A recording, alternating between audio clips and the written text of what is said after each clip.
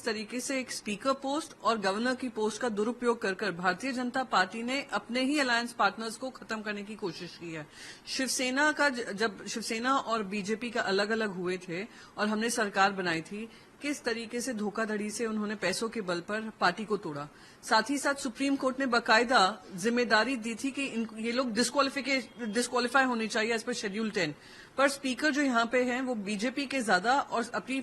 जो पद है, संवैधानिक पद है, उसका कम निर्वहन कर उन्होंने किसी को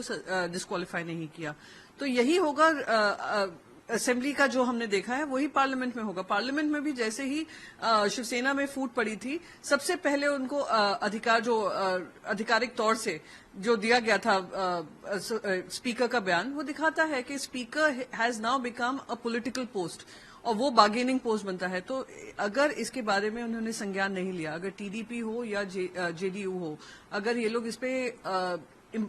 आगे आकर ये नहीं मांगते हैं कि हमें ये स्पीकर पोस्ट दी जाए, तो कहीं ना कहीं ये संविधान के खिलाफ होगा, प्रजातंत्र के उसूलों के खिलाफ तो है ही, पर मोस्ट इम्पोर्टेंटली उनकी पार्टी को ही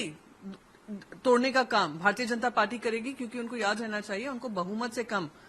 सीट मिली है। वो कोशिश करेगी हर ऐसी पार्टी को तोड़ने की जहां पे उनको बहुमत अपने आप मिल सके। अगर टीडीपी अप्लाई करती है तो शिवसेना सपोर्ट करेगी उद्धव ठाकरे की उनको? हम पूरा इंडिया अलायंस उनको सपोर्ट करेगा, क्योंकि ये हमारे इंडिया अलायंस की बात ही नहीं है, देश के प्रजातंत्र की बात है, देश के संवैधानिक तौर तरीके की बात है। जो भारतीय जनता पार्टी संवैधानिक तौर तरीकों को एक तरफ रखकर, शेड्यूल 10 हो, एंटी डिफेक्शन लॉ हो, बाकी सारे इलेक्शन कमीशन हो, सब चीज को एक तरफ कर अपनी मनमानी कर रही थी, उसी के खिलाफ जनता ने आज आपको बहुमत से दूर रखा है। तो मैं बस यही कहूंगी कि अगर ये संविधान को बचाना है, अगर हमें प्रजातंत्र के उसूलों को बचाना है और पार्लियामेंट्री प्रोसीजर्स को बचाना है, और स्पीकर का रोल हो या गवर्नर का रोल हो पॉलिटिकल नहीं करना है, तो हम सब उसका समर्थन करेंगे।